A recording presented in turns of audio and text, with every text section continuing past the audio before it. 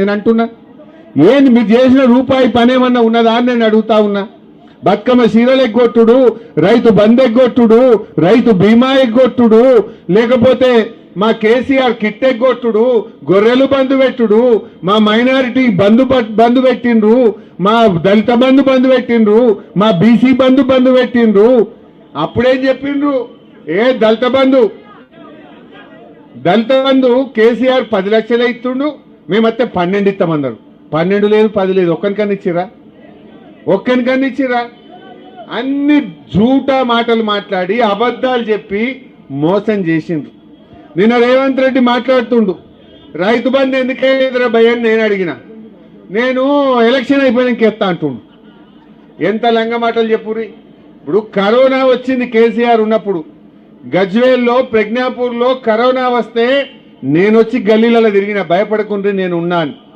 Remdesivir ఇంజక్షన్లు తెచ్చి ప్రజ్ఞాపూర్లో పెట్టి ఎవరికన్నా జ్వరం వస్తే ఇంటికే డాక్టర్ని పంపించినాం మేము. ఆ రోజు మీకు 10 కిలోల బియ్యం ఫ్రీగా ఇచ్చినాం. కరోనా వచ్చినప్పుడు యాదకుంచుకుందో ఉన్నదో లేదో మీకు 10 కిలోల బియ్యం ఇచ్చినామా లేదా? కరోనా వచ్చినప్పుడు 2 ఏళ్ళు అట్లా ఇచ్చినాం.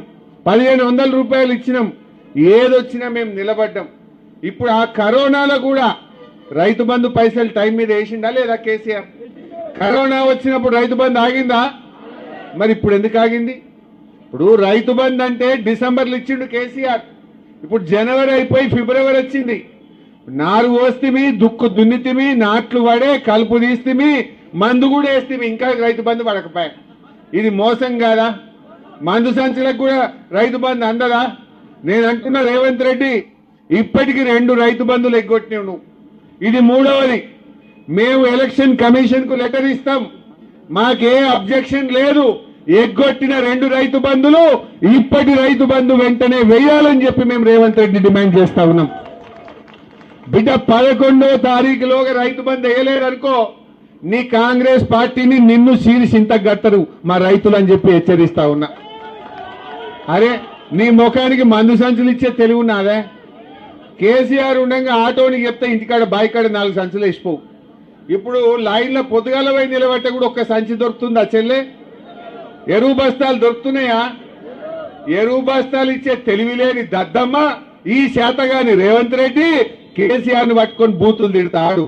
నీ ముఖానికి మందు సంచులు ఇచ్చే తెలివి ఉన్నది, నీ ముఖానికి రైతు బంధు ఇచ్చే తెలివి ఉన్నది, నీ ముఖానికి పండిన వడ్లు కొనే తెలివి లేదు నీకు. శాతగా దద్దమ్మ కేసీఆర్ ని పట్టుకొని ఇష్టం ఉన్నట్టు తిడతా ఉన్నాడు. అరే పనిల పోటీవాడు, నీకు తెలివి ఉంటే, నువ్వు మొగోనివైతే, నీకు దమ్ముంటే కేసీఆర్ కంటే మంచిగా పనిచేసి చూపి ముఖానికి. కేసీఆర్ ఇచ్చిన ఎగ్గొట్టుకుంటా, కేసీఆర్ చేసిన పనులు ఖరాబ్ చేసుకుంటా, కష్టపడి పోరాటాల మీద త్యాగాల మీద సాధించుకున్న స్వరాష్ట్రాన్ని ఇవాళ ఆగమాగం చేస్తున్నాడు. ఎంతో కష్టపడి తెచ్చుకున్నాం కదా, ఎంతో గొప్పగా ఈ స్వరాష్ట్రం సాధించుకుంటే ఇవాళ సర్వనాశనం చేస్తుండే రేవంత్ రెడ్డి. ఈ రాష్ట్రం నాశనం కావాలన్నా బాగుండాలన్నా? బాగుండాలంటే మున్సిపల్ ఎన్నికల్లో బుద్ధి చెప్పండి.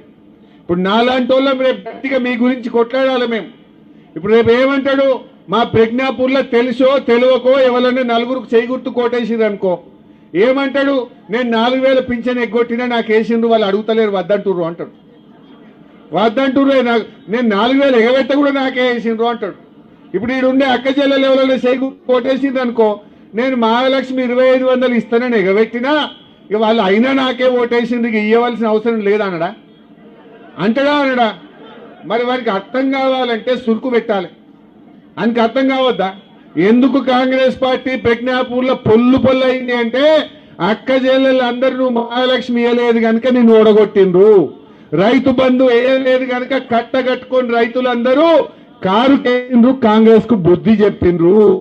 అమ్మలందరూ 4000 పింఛన్ ఇస్తానని ఆగం పట్టినవు కనుక, నువ్వు 4000 ఇయ్యలేదు కనుక అవ్వ తాతలందరూ కారు కేసిండ్రు, కాంగ్రెస్ ను ఓడగొట్టిండ్రు అంటేనే వానికి బుద్ధి వస్తుంది. రావద్దా? నేను అడుగుతున్నాయి, ఏ ముఖం పెట్టుకొని కాంగ్రెస్ వాడు ప్రజ్ఞాపూర్లో ఓటు అడగాలి? ఏం చెప్పి ఓటు అడగాలి? దయచేసి మీరు ఆలోచన చేయండి. అందువల్ల ఈ రాష్ట్రంలో వీళ్ళంతా కూడా ఆగమాగం చేస్తా ఉన్నాడు. ఈ రాష్ట్రాన్ని సర్వనాశనం చేస్తా ఉన్నాడు. ముఖ్యంగా చదువుకున్న పిల్లలు, రిటైర్డ్ ఉద్యోగులు, ఉద్యోగస్తులు, మేధావులు అందరూ కూడా చదువుకున్న వాళ్ళు ఆలోచన చేయాలి. కేసీఆర్ చేతిలో ఎంత పదిలంగా ఉండే తెలంగాణ. ఈ రేవంత్ రెడ్డి వచ్చినాక రాష్ట్రం పరువు తీస్తా ఉన్నాడు. భూముల ధరలు పడిపోయినాయి. ఎవరికన్నా ఇంత అద్దెకరం ఉంటే పిల్ల పెండ్లు ఉందంటే ధైర్యం ఉంటుండే. ఓ 10 గుంటలు తీస్తే పెండ్లు అయిపోవు. ఇప్పుడు ఎవడన్నా కొనేటోడు ఉన్నాడా? ఎవడన్నా మర్రి చూస్తుండా? ఆగమైందా లేదా? కేసీఆర్ ఉండగా భూముల ధరలు రోజింత పెరిగినాయి. రోజింత ఇంత ధైర్యం పెరిగింది. ఇప్పుడు మొత్తం పాతాళానికే చూస్తుంది. అది ఆగమైపోయింది. ఏది చూసినా అట్లే ఉంది. అరే ఇప్పుడు 150 షటర్లు టులెట్ బోర్డులు పడ్డాయి గజ్వేల్ల. కేసీఆర్ ఉండగా ఇల్లు కిరాయి దొరకపోవు. కేసీఆర్ ఉండగా షటర్ దొరకకపోవు. ఇప్పుడు ఎందుకు ఇట్లా ఉల్టా అయిపోయింది? ఆలోచన చేసుకోవద్దా మనం? నేను మీ అందరికీ దండం పెట్టి కోరేది ఒక్కటే, వీళ్ళని గెలిపిస్తే 5 ఏళ్ళు ఉంటారు.